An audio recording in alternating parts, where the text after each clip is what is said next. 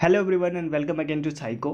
आप सभी की बहुत ज़्यादा डिमांड आ रही थी कि प्रैक्टिस सेट लेके आओ, तो आज से हम प्रैक्टिस सेट वाली सीरीज स्टार्ट कर रहे हैं। इस सीरीज में हम आपके एग्जाम के लिए इंपॉर्टेंट क्वेश्चंस को देखेंगे जो कि एमसीक्यू के फॉर्मेट में होगा। ठीक है, तो आपको कमेंट करके ये बताना है कि आपको जो ये प्रैक्टिस सेट चाहिए वो चैप्टर वाइज चाहिए, जैसे कि ये वाली वीडियो है जो ये चैप्टर वाइज है। इसमें हम यूनिट एंड मेजरमेंट वाला जो चैप्टर है 11th में फिजिक्स में, उसको डिस्कस करेंगे। उसमें जितने भी इंपॉर्टेंट एमसीक्यू बनेंगे उनको सॉल्व करेंगे। ठीक है, तो आपको कमेंट में बताना है कि आपको चैप्टर वाइज चाहिए या फिर मिक्स्ड फॉर्म में चाहिए। ठीक है, मतलब किसी भी चैप्टर से क्वेश्चन चाहिए या फिर एक पर्टिकुलर चैप्टर को प्रैक्टिस करना है आपको। तो ये आपको कमेंट बॉक्स में कमेंट करके बताना है। ये सीरीज उनके लिए बहुत ज़्यादा इंपॉर्टेंट होगी जिन्होंने थ्योरीज वाली क्लासेस की है। थ्योरीज वाली क्लास करने के बाद यदि आप इन एमसीक्यू को लगाओगे तो आपका बहुत अच्छे से रिवीजन हो जाएगा और एग्जाम में आप एक भी क्वेश्चन को स्किप नहीं कर पाओगे, क्योंकि जो ये मैंने सेट बनाया है प्रैक्टिस सेट, ये सब मैंने आपकी एनसीईआरटी बुक से बनाया है और जितना आपका सिलेबस दे रखा है आपके सिलेबस के अकॉर्डिंग डिज़ाइन किया गया है। ओके, क्वेश्चन जो वो हिंदी और इंग्लिश दोनों में है। अभी लाइव क्लासेस पॉसिबल नहीं है क्योंकि रिसोर्सेज नहीं है। तो अभी आपको क्या करना है, अभी आपको जैसे क्वेश्चन आएगा आपकी स्क्रीन पे, जैसे ये क्वेश्चन आया तो आपको वीडियो को पॉज करना है यहाँ पे और खुद से क्वेश्चन को पढ़ना है। एक बार खुद से क्वेश्चन को पढ़ने के बाद आपको अपने माइंड में आंसर उसका देना है। ठीक है, उसके बाद वीडियो को स्टार्ट करना है, फिर आंसर देखना है उसका। ठीक है, ऐसे में आपकी प्रैक्टिस अच्छे से होगी। ओके, और जो क्वेश्चन है वो हिंदी इंग्लिश दोनों में है, तो किसी को भी प्रॉब्लम नहीं आएगी, ना ही हिंदी मीडियम ना ही इंग्लिश मीडियम वालों को। ओके, थ्योरी वाली क्लासेस की वीडियो भी आपको मिलती रहेगी। ठीक है, साथ साथ आपको थ्योरी वाली क्लासेस की वीडियो मिलेगी। देखिए हमने अभी तक क्या क्या कर दिया है थ्योरी वाली क्लास में। 9th और 10th का जो सिलेबस है वो पूरा कंप्लीट कर दिया है। ओके, 11th की हमने फिजिक्स कर दी है। ठीक है, 11th की फिजिक्स कर दी है, बस एक चैप्टर बच गया है, साउंड वाला चैप्टर वो है। ओके, अब हमारा बच गया है 12th की फिजिक्स, 12th की केमिस्ट्री और 11th की केमिस्ट्री। ये तीन चीज़ बच गई है हमारी। ठीक है, तो इन्हें भी हम साथ साथ करते रहेंगे और साथ में आपकी प्रैक्टिस सेट भी आती रहेगी। ओके, तो चलिए वीडियो को शुरू करते हैं। देखिए मैंने आपके लिए बैकग्राउंड को भी डार्क कर दिया ताकि आप रात में अगर इस वीडियो को देख रहे होंगे तो आपकी आंखों पे ज़्यादा जोर नहीं पड़ेगा। ठीक है, देखिए मैं आपके लिए कितना ज़्यादा सोचता हूँ। और इसमें जो क्वेश्चन का लेवल है वो इंक्रीजिंग ऑर्डर में है, यानी कि शुरू से 1 2 3 ऐसे जैसे जैसे क्वेश्चन आगे आते रहेंगे उनका जो लेवल है वो बढ़ता रहेगा, हार्ड होते रहेंगे। ओके, तो जो प्रो बच्चे हैं, ठीक है, जिन्हें 1 2 क्वेश्चन ईजी लगेंगे तो वो डायरेक्ट 8वें क्वेश्चन पे चल जाना। 8वें के बाद बहुत अच्छे अच्छे क्वेश्चन है बहुत, और शुरू में भी अच्छे अच्छे क्वेश्चन है। ठीक है, तो शुरू करते हैं आज की वीडियो को। आज हम करेंगे क्लास 11th की जो फिजिक्स है उसका फर्स्ट चैप्टर, यानी कि यूनिट एंड मेजरमेंट। इसके इंपॉर्टेंट एमसीक्यू लगाएंगे। ठीक है, और वीडियो के लास्ट में आपको कमेंट करना है और ये बताना है कि आपके कितने क्वेश्चन सही हुए हैं। ठीक है, कितने क्वेश्चन, कितने नंबर्स ऑफ क्वेश्चन सही हुए। ओके, तो चलिए शुरू करते हैं वीडियो को। पहला क्वेश्चन देखते हैं। पहला क्वेश्चन है कि फिजिकल क्वांटिटीज आर। ठीक है, तो यहाँ पे आपको वीडियो पॉज करना है और एक बार खुद से इसका आंसर देना है। ठीक, तो ऑप्शन को पढ़ते हैं कि मात्रा जैसे कि डिग्री, रेडियन और स्टेरेडियन। ठीक है, तो देखिए डिग्री, रेडियन, स्टेरेडियन, ये क्या है? ये तो यूनिट है, यानी कि ये इकाई है, ये तो इकाई होती है। ठीक है, रेडियन किसकी होती है? कोण की। स्टेरेडियन किसकी होती है? घन कोण की। ओके, दूसरा ऑप्शन देखिए, quantity such as length, mass, time, electric current, thermodynamics, temperature, amount of substance and luminous intensity. क्या ये सब क्वांटिटी होती है, फिजिकल क्वांटिटी? तो हाँ, ये सब फिजिकल क्वांटिटी होती है। थर्ड ऑप्शन पढ़िए, quantity such as pound. Pound क्या होता है? ये तो करेंसी है। डॉलर क्या करेंसी? रुपये भी करेंसी है। तो ये क्वांटिटी नहीं है, ये तो करेंसी है। ठीक, और डी ऑप्शन देखिए, such quantity such as kilo. Kilo क्या होता है? इकाई है ये भी, केजी। पाउंड क्या होता है? ये भी एक इकाई है। और गैलन ये भी क्या है? एक इकाई है। तो हमारा ऑप्शन कौन सा सही हो गया? बी। बी ऑप्शन इसका सही है। ठीक है, बी यानी कि लंबाई, द्रव्यमान, लंबाई, द्रव्यमान, समय, इलेक्ट्रिक करंट, थर्मोडायनेमिक्स, टेम्परेचर, ये सब क्या है? फिजिकल क्वांटिटी है, ये सब क्या है? भौतिक मात्राएं है। ठीक है, नेक्स्ट क्वेश्चन चलते हैं। नेक्स्ट क्वेश्चन देखते हैं।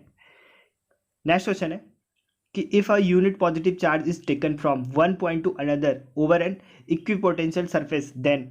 ठीक है, मैं आपको इस जो सीरीज है इसमें मैं आपको सिर्फ क्वेश्चन और आंसर नहीं करवाऊंगा, इसमें मैं आपको एग्जाम अप्रोच बताऊंगा कि एग्जाम में अगर आपको ये क्वेश्चन, अगर एग्जाम में ऐसे क्वेश्चन आते तो आपको उन्हें कैसे टैकल करना है। कुछ ऐसे तरीके भी बताऊंगा जिससे आप जो क्वेश्चन नहीं भी आ रहे उनके भी आंसर आप सही सही कर सकते हो, 1 2 क्वेश्चन को। तो वो टेक्निक्स भी मैं आपको बताऊंगा। ठीक है, तो ये सीरीज आपको बहुत सीरियस होकर देखना है, बहुत अच्छे से फॉलो करना है इसको। जितनी भी वीडियो आएगी सारी वीडियो को आपको डेली देखना है, तब आपको बहुत सारी चीज़ें पता चलेगी। ठीक है, तो देखिए इस क्वेश्चन को हम अगर एग्जाम हॉल में होते तो इसमें हम जरूर सिली मिस्टेक करते हैं। ठीक है, जैसे फटाफट देखिए एग्जाम हॉल में क्या होता है? प्रेशर होता है, तो उसमें हम क्वेश्चन को हम गलत पढ़ लेते हैं कई बार। ऐसे पढ़ते हैं हम, यदि एक इकाई धनावेश को एक समविभव पृष्ठ पर एक बिंदु से दूसरे बिंदु तक ले जाया जाता है तो कार्य पूछा गया कि कार्य कैसा होगा। तो यहाँ पे जो सबसे इंपॉर्टेंट चीज़ है वो है ये समविभव पृष्ठ, यानी कि इक्विपोटेंशियल सरफेस। अगर आपने इसको पढ़ने में स्किप कर दिया या फिर आपको पता नहीं ये होता क्या है तो आपका ये क्वेश्चन गलत हो जाएगा। ठीक है। सबसे पहले मैं आपको पोटेंशियल डिफरेंस बता देता हूँ, विभव क्या होता है। तो देखिए विद्युत क्षेत्र के अंदर, ये विद्युत क्षेत्र है कोई, इसके अंदर एकांक धनावेश को, यूनिट पॉजिटिव चार्ज को एक स्थान से दूसरे स्थान तक ले जाने में जितना भी कार्य करना पड़ता है उसको बोलते हैं विद्युत विभव।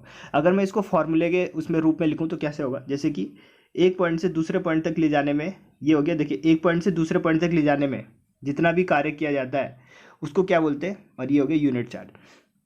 यूनिट चार्ज को एक पॉइंट से दूसरे पॉइंट तक ले जाने में जितना भी कार्य किया जाता है उसको बोलते हैं विभवांतर। ये विभवांतर हो गया, और ये होता है इसका मैथमेटिकल फॉर्मूला। ठीक है, अब देखिए यहाँ पे हमें क्वेश्चन में बोला गया था कि जो सरफेस है वो कैसा इक्विपोटेंशियल है, यानी कि समविभव है।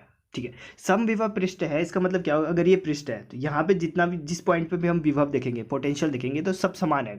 अगर यहाँ पे 5 है तो यहाँ पे भी 5 होगा। ठीक है, तो इससे क्या होगा, देखिए ये देखिए VA और VV इन दोनों की वैल्यू क्या हो जाएगी, सेम हो जाएगी। अगर ये 5 है तो ये भी 5 होगा, तो 5 में से 5 गया, 0 बचा। इधर क्या आ गया, 0। तो देखिए इधर तो आ गया 0, 0 इज इक्वल टू W/Q। तो W की वैल्यू निकालना है, Q को हम इधर भेज देंगे, तो W इज इक्वल टू कितना हो जाएगा आपका, 0। ठीक है, यानी कार्य कितना होगा, 0 कार्य होगा, यानी कि नो वर्क डन, कोई कार्य नहीं होगा। ठीक है, यानी कि नो वर्क डन, हमारा जो ऑप्शन नंबर डी है वो राइट हो जाएगा, कोई काम नहीं किया जाएगा। क्यों नहीं किया जाएगा आपको पता चल गया। ठीक है, तो इसका आंसर क्या हो जाएगा, डी। नेक्स्ट क्वेश्चन पे मूव ऑन करते हैं। नेक्स्ट क्वेश्चन है कि the dimension of kinetic energies, गतिज ऊर्जा का डायमेंशन पूछा गया है, वीमा पूछी गई है उसकी। तो वीमा क्या होती है गतिज ऊर्जा की, मैंने आपको 50 डायमेंशंस करवाए हैं, 50। ठीक है, और यदि आपको इस चैप्टर के लेक्चर वाली वीडियो चाहिए तो उसका लिंक डिस्क्रिप्शन बॉक्स में मिल जाएगा। डिस्क्रिप्शन बॉक्स में आपको सारी वीडियो के लिंक मिल जाएंगे, सारी प्लेलिस्ट बन रखी है, 10th 9th 11th की फिजिक्स बायोलॉजी सारी प्लेलिस्ट बन रखी है। तो आप वहाँ से जाके प्लेलिस्ट को आपको सेव कर लेना है और फिर बार बार आपको ढूंढना नहीं पड़ेगा। ठीक है, तो डिस्क्रिप्शन बॉक्स में आपको सारे प्लेलिस्ट मिल जाएंगे, वहाँ से देख सकते हो। अगर इस चैप्टर का भी आपको थ्योरी क्लासेस देखना है तो वहाँ से देख सकते हो। तो मैंने आपको 50 डायमेंशंस बताए थे, इंपॉर्टेंट। ठीक है, तो उसमें मैंने आपको गतिज ऊर्जा का भी बताया था। ठीक है, तो यदि आपको याद है तो अच्छी बात है। ठीक है, तो इसका आंसर क्या हो जाएगा, ऑप्शन नंबर सी हो जाएगा, यानी कि इसका डायमेंशन क्या होता है, ml/2 T⁻²। ठीक है, ml/2 T⁻², ये होता है। क्योंकि गतिज ऊर्जा क्या है, एक ऊर्जा ही तो है, यानी एनर्जी है। और जितनी भी एनर्जी, जितने प्रकार की भी एनर्जी है, गतिज ऊर्जा, स्थितिज ऊर्जा, हीट हो गया, जितने भी ऊर्जा है, सबका क्या होता है, डायमेंशन यही होता है। ओके, तो इसका आंसर हो गया सी। नेक्स्ट क्वेश्चन देखते हैं। नेक्स्ट क्वेश्चन है कि विच of the following group have different dimension. ठीक है, तो क्वेश्चन आपको बहुत ध्यान से पढ़ना है। इसमें पूछा गया कि डिफरेंट डायमेंशन, ठीक है, विभिन्न आयाम होंगे, अलग अलग होंगे सबका। ठीक है, तो देखिए ऑप्शंस, ये ऑप्शन से होगा, देखिए ऑप्शन पढ़ते हैं। पहला है पोटेंशियल डिफरेंस, EMF और वोल्टेज। इनका देखिए पोटेंशियल डिफरेंस का कितना होता है, देखिए पोटेंशियल डिफरेंस की विमा होती है m(a⁻⁻1), l⁻2 और t⁻−3। ये होता है आपका पोटेंशियल डिफरेंस का। ठीक है, यानी कि विभवांतर का क्या होता है, m(a⁻1), l⁻2 t⁻−3। ठीक, अगर हम EMF की देखें, यानी इलेक्ट्रोमैग्नेटिक फोर्स, तो इसका भी सेम यही होता है, यानी m(a⁻1), ठीक है, l⁻2 t⁻−3, सेम यही होता है। और वोल्टेज का देखें तो वोल्टेज का भी सेम होता है, क्योंकि ये विभवांतर भी तो क्या है, एक वोल्टेज ही है, तो इसका भी क्या होगा, सेम होगा। तो इन तीनों के सेम है। हमसे पूछा गया है कि डिफरेंट, तो यहीं पे हम एग्जाम में गलती कर देते हैं। पहला पढ़ा कि ऐसा लगता है कि हमसे पूछा गया सेम किसका है, ठीक, और पहला पढ़ा पहला ही हमें सही मिला और हमने इसको टिक किया और आगे मूव ऑन कर देते हैं। ठीक है, यहाँ पे हम सिली मिस्टेक कर देते हैं। ठीक है, तो पहले इसमें जितने भी ये तीनों के क्या है, सेम है। दूसरा वाला देखिए प्रेशर, स्ट्रेस और यंग मॉड्यूलस। ठीक, तो प्रेशर का कितना होता है बता रखा है मैंने आपको, m(l⁻², t⁻²). ठीक है, प्रेशर का यही होता है। और जो वो होता है स्ट्रेस का भी सेम यही होता है, प्रेशर का भी यही होता है, स्ट्रेस का भी यही होता है, और यंग मॉडुलस का भी सेम होता है। और सेम क्यों होता है, तो ये भी मैंने आपको बता रखा अभी कुछ दिन पहले ही, जब ये थ्योरी क्लासेस ली थी वहाँ पे बताया था। यंग मॉडुलस बराबर क्या होता है, यंग मॉडुलस बराबर क्या होता है, स्ट्रेस अपॉन विकृति होता है, स्ट्रेन होता है। ठीक है, अब हमें पता है कि स्ट्रेन का ना तो कोई विमा होता है, ना ही कोई इकाई होती है, ना तो इसका कोई डायमेंशन होता है और ना ही कोई यूनिट होती है। देखिए इस चीज़ का यूज़ यहाँ पे कैसे ले रहे हैं हम। ठीक है, ये हमने थ्योरी क्लासेस में पढ़ा था। तो इसका कुछ भी नहीं है, तो नीचे क्या हो गया, कुछ भी नहीं हुआ, और बचा क्या ऊपर, स्ट्रेस बचा। तो जो स्ट्रेस का होता है वही यंग मॉडुलस का भी होता है। तो ऑप्शन नंबर बी में जो जितने 3 भौतिक राशियाँ हैं, इन तीनों के भी क्या होते हैं, सेम होते हैं। अब थर्ड देखिए ऑप्शन, हीट, एनर्जी और वर्क डन।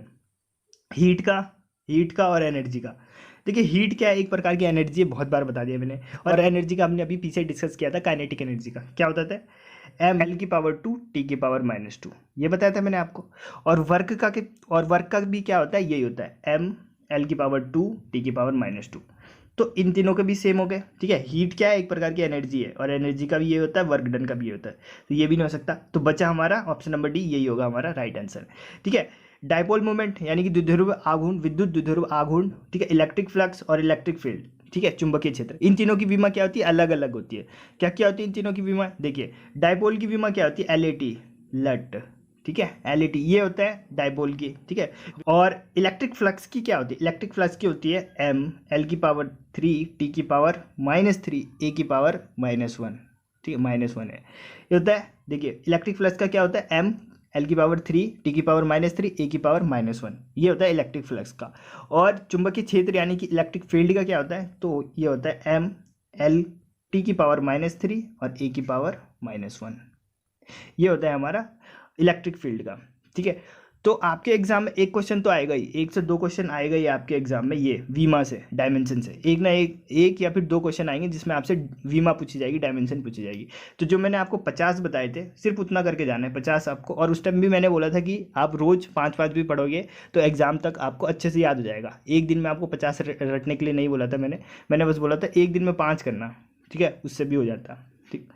तो इसका आंसर क्या हो जाएगा, डी में जितने भी हमारे पास क्वांटिटी दे रखी है, फिजिकल क्वांटिटी, सबकी बीमा क्या होती है, अलग अलग होती है। नेक्स्ट क्वेश्चन है कि electron volt is a unit of, electron volt किसकी इकाई है, ठीक। तो इलेक्ट्रॉन वोल्ट जिसको हम किससे रिप्रेजेंट करते हैं, स्मॉल e और कैपिटल V, इससे रिप्रेजेंट करते हैं। और ये किसकी यूनिट होती है, ये होती है एनर्जी की यूनिट, ठीक है। और यदि आपसे पूछा जाए कि एक इलेक्ट्रॉन वोल्ट में कितने जूल होते हैं, क्योंकि एनर्जी का मात्रक तो जूल होता है, जूल पढ़ा था हमने, तो कितने जूल होते हैं एक इलेक्ट्रॉन वोल्ट में, तो एक EV यानी electron volt is equal to 1.602 into 10⁻⁻19 joule, ठीक है।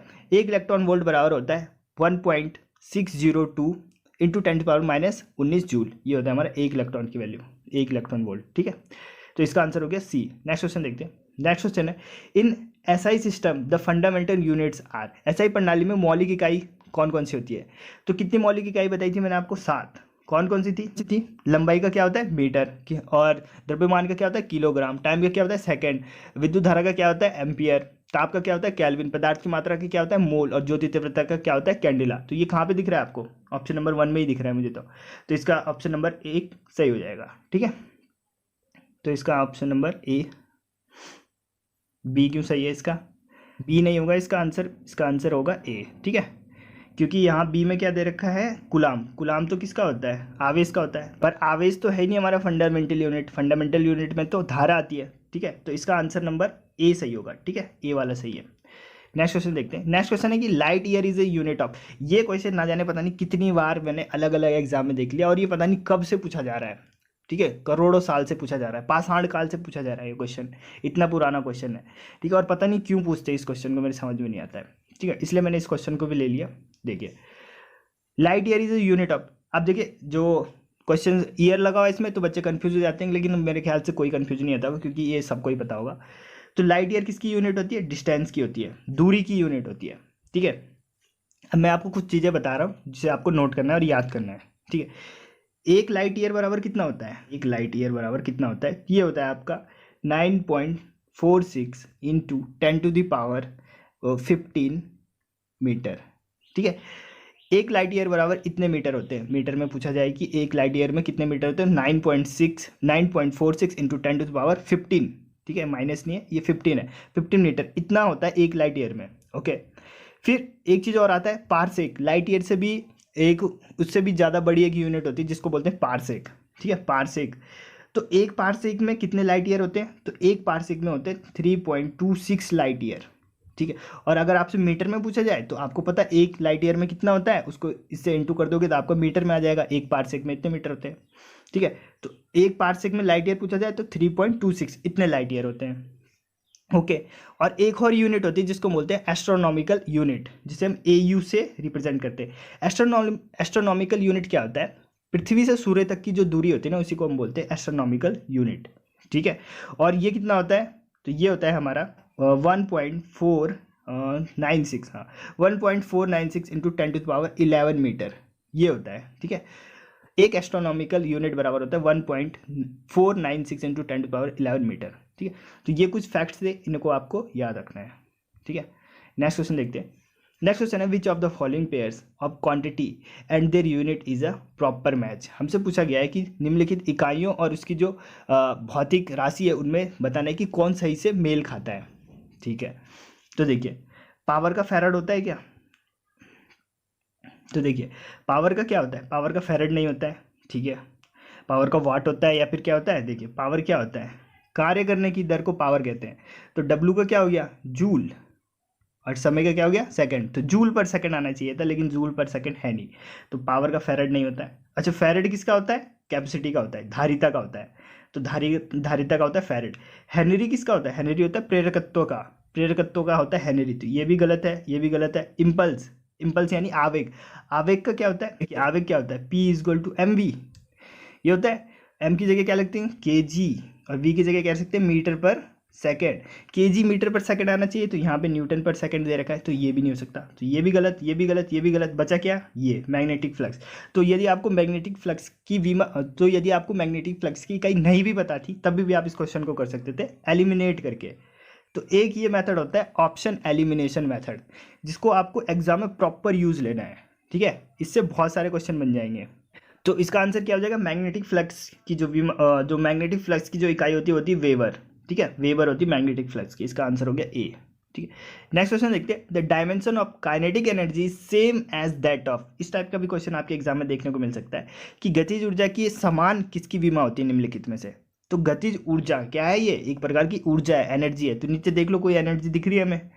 फोर्स क्या है, फोर्स एनर्जी नहीं होती। प्रेशर क्या है, एनर्जी नहीं होती। मोमेंटम क्या है, एनर्जी नहीं होती। लेकिन हमने पीछे एक चीज़ और देखा कि जो वर्क होता है और जो एनर्जी होता है, यानी एम, इन दोनों की जो विमा होती है वो सेम होती है। एम एल की पावर 2 टी की पावर -2 ये होती है। वर्क की और एनर्जी की विमा दोनों सेम होती है, ठीक है। तो इसका आंसर क्या हो गया, सी। नेक्स्ट देखते हैं। इस टाइप का भी क्वेश्चन आ सकता है कि एक फर्मी में कितने मीटर होते हैं, ठीक है।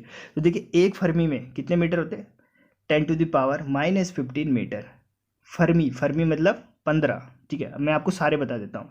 एक होता है मिनी, सबसे होता है मिनी। मिनी में कितने होते हैं, 10⁻³ मीटर। फिर होता है माइक्रो, ये माइक्रो का सिंबल बना रहा हूँ मैं, ठीक है। ये माइक्रो ऐसे लिखते हैं, 10⁻6 मीटर, ठीक है। एक होता है नैनो, ठीक है, नैनो।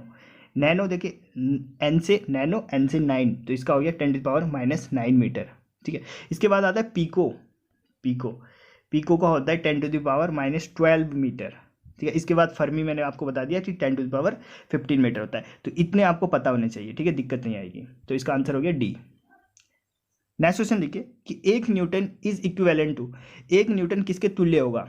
डायन में पूछा गया कि एक न्यूटन में कितने डायन होते हैं। तो एक न्यूटन में देखिए इसमें कंफ्यूजन क्या होती है, एक अर्ग वाले में, ठीक है, अभी आगे भी आएगा वो अर्ग वाला क्वेश्चन। तो उसमें हम पावर में कंफ्यूज जाते हैं कि 10⁻5 था या 10⁻7 था, ठीक है। तो डायन में क्या होता है, 10⁻5 होती है, ठीक है। डायन में 10⁵ डायन होता है एक न्यूटन में, ठीक है। और आगे देखिए इसका हो गया 10⁵ डायन, ठीक है। अब आगे ये ऐसा ही unit of work is joule and it is equivalent to, erg में बताना है, ठीक है। वर्क की जो SI मात्रक होती है वो होती है जूल, ठीक है, हमें बताना है अर्ग में। तो यही दो क्वेश्चन है जिसमें कंफ्यूज हो जाते हैं। एक तो इसमें कि एक न्यूटन में कितने डायन होते हैं, तो 10⁵5 होते हैं। और इसमें अर्ग में एक जूल में कितने अर्ग होते हैं, तो 10⁵7 अर्ग होते हैं, ठीक है। इन दोनों में आपको कन्फ्यूजन नहीं होना, बार बार आप देखते रहोगे तो जो कन्फ्यूजन है वो दूर हो जाएगी, ठीक है। तो इसका आंसर क्या हो गया, 10⁵7 अर्ग, ऑप्शन नंबर डी, ठीक है। नेक्स्ट क्वेश्चन देखिए। अब यहाँ से बहुत अच्छे अच्छे क्वेश्चन आएंगे, देखिए 6.28 लंबे फाइबर की लंबाई का सबसे सटीक पठन क्या होगा, ठीक है। मतलब कि the most accurate reading of the length of 6.28 centimetre long fibre is. देखिए हमसे बोला कि मोस्ट एक्यूरेट रीडिंग बताओ, 6, 6.5, 5.99 और 6.0, ठीक। तो ये दोनों तो सेम ही हो गया, ये दोनों ए और डी तो सेम ही है, ठीक है। ये भी 6 है, ये भी 6। अब देखिए इस क्वेश्चन में क्या करना है, आपको डिफरेंस निकाल के देखना है। जो आपका एक्यूरेट जो आपका ये दे रखा है ना, क्वेश्चन में दे रखा है जो वैल्यू, और जो आपके ऑप्शन में दे रखा है उनका डिफरेंस निकालना है। और जहाँ पे जितना कम डिफरेंस मिलेगा वो आपका आंसर हो जाएगा। इन दोनों का डिफरेंस निकालेंगे तो कितना आएगा, 0.28। वो भी क्या आएगा, माइनस में आएगा। माइनस क्यों लगाया मैंने, क्योंकि इतना कम आ रहा है ये, ठीक है। ये 6 ही है और ये 6.28 है, तो ये इतना कम आ गया। इन दोनों का निकाल के देखते हैं। तो इन दोनों का हम निकालेंगे तो आएगा 0.22, ठीक है। ये भी क्या है, ये ज़्यादा है तो प्लस लगा देंगे, +2 अब इन दोनों का निकाल के देखेंगे तो इसका निकालेंगे, देखिए 5.9 में से एक ये हो गया 29 आएगा, ठीक। इन दोनों का निकालेंगे तो कितना आएगा, 29 आएगा, 0.29 ये भी क्या है, प्लस में आएगा क्योंकि ये ज़्यादा है, और इसका निकालेंगे तो सेम ही आएगा क्योंकि ए और डी सेम है।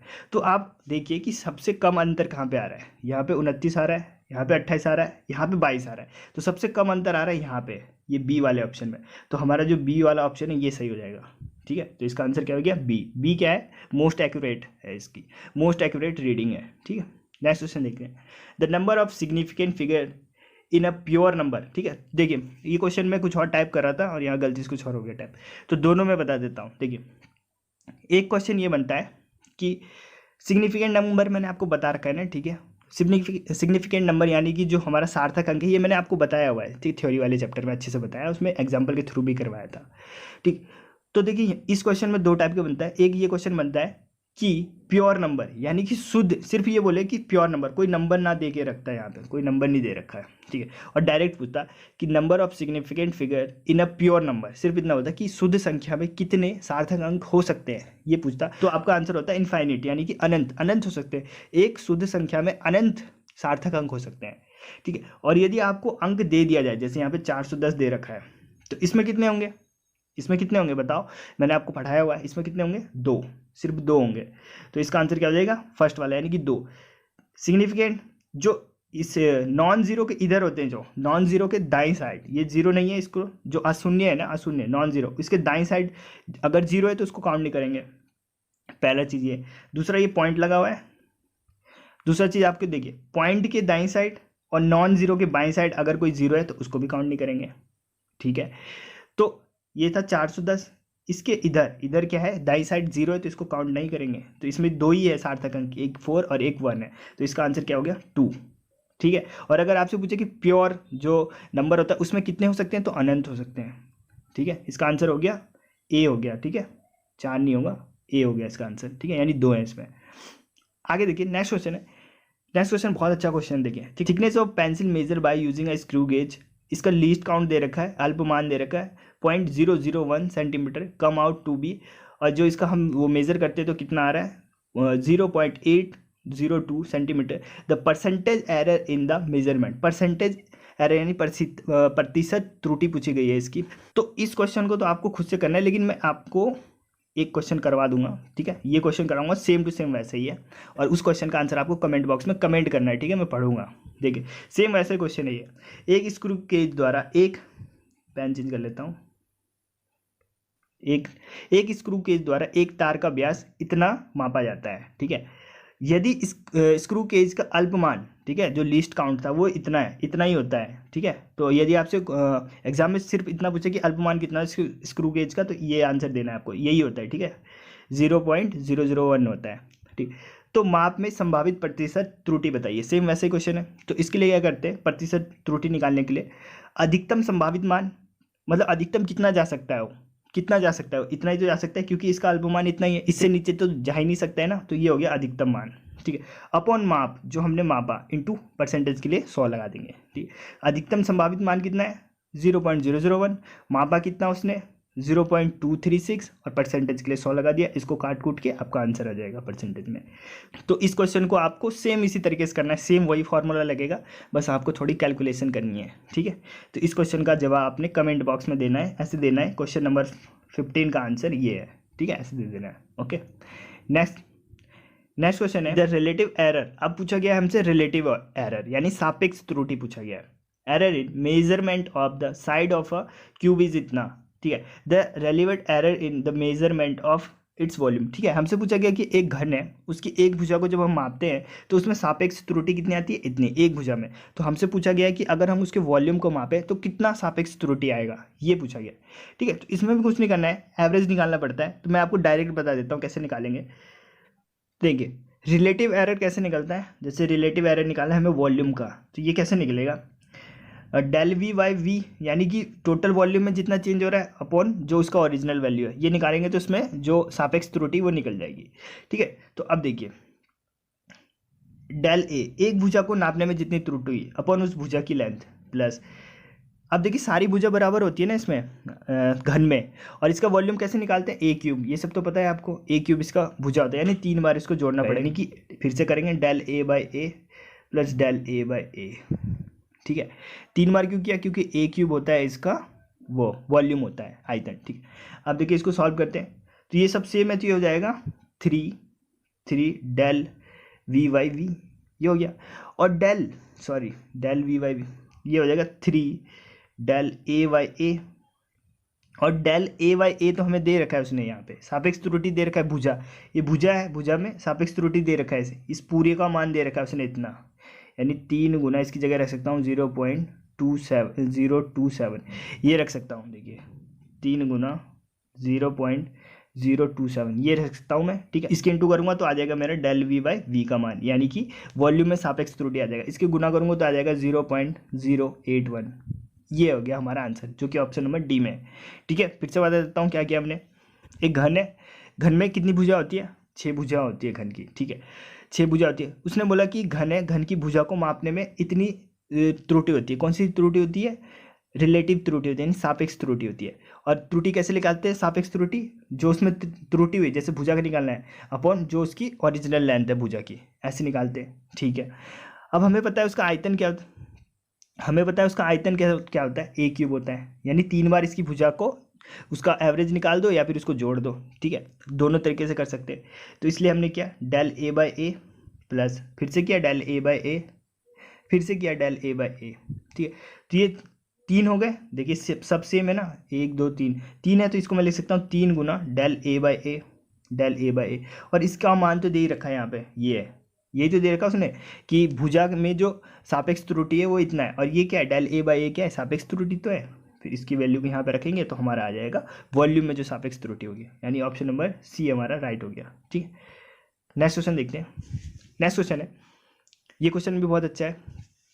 अब packet contain silver powder of mass इतना, ठीक है, ये 20.23 gram plus minus 0.01 gram, sum of the powder of mass 5.75 gram plus minus 0.01 gram is taken out, हटा दिया गया वहाँ से, the mass of powder left bag, हमारे पास एक बैग है उसमें ना पाउडर है, सिल्वर पाउडर, ठीक है, कितना है, इतना है, उसमें से इतना निकाल लिया जाता है, तो हमसे पूछा जा रहा है कि कितना बचा उसमें, ठीक है। तो कुछ नहीं, घटाना है ना इसमें, लेकिन इतना भी आसान नहीं है इसमें घटाना। तो अगर इस टाइप का क्वेश्चन आपके एग्जाम में आएगा, देखिए कैसे करना है, जो इधर वाली वैल्यू है उनको तो डायरेक्ट घटा लेना है, ठीक है, यानी कि 20.23 में से हम घटा देंगे 5.75 को, इसको घटाइए, 8 आएगा, 13 में से 5 गया 8, यहाँ बचा 11 4, ठीक है, और यहाँ बचा 19 में से 5 गया, कितना बचा 14, ठीक है, 14.48, तो ये आ गया 14.48। अब ये बचा जो प्लस माइनस वाले हैं, ठीक है, तो प्लस माइनस वाले हैं तो कुछ नहीं करना, आपको प्लस माइनस लगा लेना है यहाँ पे साइन, ठीक है, और इन दोनों को जोड़ देना है, जोड़ना क्यों मैं अभी बताता हूँ क्यों जोड़ना है, इन दोनों को जोड़ दो, ठीक है, 0.01 और 0.01 इन दोनों को जोड़ देंगे तो कितना आएगा 0.02, और ये हो गया हमारा आंसर हो जाएगा, जो कि किसमें, ऑप्शन नंबर बी में, ठीक है। अब जहाँ पे मैंने इनको जोड़ा क्यों, घटाया क्यों नहीं, जबकि हमें घटाना था, तो देखिए अगर मैं 2 वैल्यू लेता हूँ ए और बी, इन ये दोनों माइनस माइनस है, ठीक है, अब इधर से मैं माइनस कॉमन लूँगा, माइनस कॉमन लिया तब क्या बन जाएंगे, ए प्लस बी बन जाएगा। अब अगर मैं दोनों को ही प्लस ले लूँ, प्लस ए प्लस बी, फिर मैं प्लस कॉमन ले लेता हूँ बाहर, तो क्या बच जाएगा ए प्लस बी, फिर भी प्लस ही आ रहा है बीच में, तो अगर ये माइनस हो या फिर प्लस हो, बाहर तो मैंने कॉमन ले लिया था ना, प्लस माइनस कॉमन ले लिया था, तो अंदर क्या बचेगा, प्लस ही तो बचेगा, ठीक है, समझ में आया। अगर मैं यहाँ से कॉमन ले लेता हूँ, माइनस कॉमन ले लेता हूँ, तो अंदर क्या बचेगा, प्लस ही तो बचेगा दोनों में, ठीक है, तो इसलिए मैंने इन दोनों को जोड़ दिया था बाद वाली वैल्यू को, ठीक है, और प्लस माइनस का साइन लगा दिया था, ठीक है। नहीं समझ में आया तो दोबारा देखना, समझ में आ जाएगा। तो इसका आंसर हो गया सेकंड। नेक्स्ट क्वेश्चन देखते हैं, the number of significant figure in the measure value, ये एक वैल्यू है कोई, इसमें हमें बताना है कि सार्थक अंक कितने होंगे। तो अभी मैंने बताया आपको क्या होता है, ये है नंबर 0.204। तो मैंने आपको बताया पॉइंट के दाईं साइड और एक नॉन जीरो के बाईं साइड, अगर कोई जीरो है तो उसको काउंट नहीं करेंगे, ठीक है, और अगर किसी संख्या और किसी नॉन जीरो संख्या के दाईं साइड खाली जीरो है, जीरो के बाद कुछ नहीं है तो उसे भी काउंट नहीं करेंगे, लेकिन इसके बाद जीरो है, लेकिन इसके बाद तो 4 है, तो इसको काउंट करना ही पड़ेगा। तो इसमें कितने हो गए सार्थक अंक, 1 2 3 हो गए, ठीक है, 1 2 3, तो इसका आंसर कितना हो गया 3, ठीक है, सिग्निफिकेंट नंबर समझ में नहीं आ रहा है तो उस वीडियो को जरूर देख लेना। ठीक है, अब इसका आंसर आपने खुद बताना है कितने होंगे इसमें। ठीक है, क्वेश्चन नंबर 19 और इसका आंसर आपने नीचे कमेंट बॉक्स में कमेंट। क्वेश्चन है आज का, we can reduce random error. ठीक है, यादृच्छिक त्रुटियों को हम कैसे कम कर सकते हैं। ऑप्शन है कि बड़ी संख्या में अवलोकन करना, यानी कि taking large number of observation, ज़्यादा से ज़्यादा मात्रा में ऑब्जर्वेशन करेंगे। दूसरा, करेक्टेड जीरो एरर, शून्य त्रुटि को ठीक किया जा सकता है। और थर्ड है हमारा, बाय फॉलोइंग प्रॉपर टेक्निक्स और एक्सपेरिमेंट, प्रयोगों की उचित तकनीक का पालन करके। ठीक, तो इसमें से क्या सही होगा, तो ऑप्शन नंबर 4 सही होगा, यानी कि पहला और तीसरा दोनों सही है। हम जितनी ज़्यादा ऑब्जर्वेशन लेंगे और उसका हम देखिए, मैंने बोला किसी एक कोई पौधा है, उसकी एक पत्ती है, उसको मेज़र करना है, उसकी मोटाई को मेज़र करना है। तो जब भी हम लेंगे, कभी आएगा 0.001, कभी आएगा 0.002, ऐसे आएगा। तो हम जितनी ज़्यादा लेंगे, मान के चलिए 10 ले लेते हैं, 10 बार हमने उसका किया, जो 10 हमने ऑब्जर्वेशन किया, 10 ऑब्जर्वेशन का हम एवरेज निकालेंगे तो वो एक एक्यूरेट वैल्यू आएगी, बीच की वैल्यू आएगी जो कि मोस्ट एक्यूरेट होगी। ठीक है, तो हम जितने ज़्यादा, हम बोल सकते हैं कि जितने ज़्यादा ऑब्जर्वेशन करेंगे उतने ज़्यादा हम निकट, जो मोस्ट एक्यूरेट वैल्यू होगी उसके निकट पहुंचेंगे। ठीक है, तो पहला तो सही है। और तीसरा कि बाय फॉलोइंग प्रॉपर टेक्निक्स, अब जितने अच्छे हमारे पास इंस्ट्रूमेंट होंगे, जितनी अच्छी टेक्निक्स होंगे, उतने अच्छा हम मेजर कर पाएंगे, उतना एक्यूरेट कर पाएंगे। तो थर्ड तो ऐसे भी सही हो गया। तो इसका आंसर क्या हो गया, 4, यानी कि फर्स्ट और थर्ड। ठीक है, फर्स्ट और थर्ड, 4 हो गया इसका आंसर। ठीक है, ओके। तो इसी के साथ ये वीडियो यहीं पे खत्म होती है। कमेंट के माध्यम से आप बताइए कि वीडियो कैसे लगी। यदि आपने इस वीडियो से कुछ सीखा है तो इस वीडियो को लाइक करें, और इस वीडियो की जो पीडीएफ है, इस वीडियो की जो पीडीएफ है वो आपको तब मिलेगी जब इसमें 100 क्वेश्चन हो जाएंगे, पूरे 100 क्वेश्चन हो जाएंगे, तो मैं सारे क्वेश्चन को कंपाइल कर दूंगा और जो हमारा टेलीग्राम ग्रुप और चैनल है वहाँ पे अपलोड कर दूंगा। ऐसे में क्या होगा कि अभी तो आपका मिनी रिवीजन हो रहा है, ये जो है मिनी रिवीजन है। ठीक है, उस टाइम आपका महा रिवीजन हो जाएगा।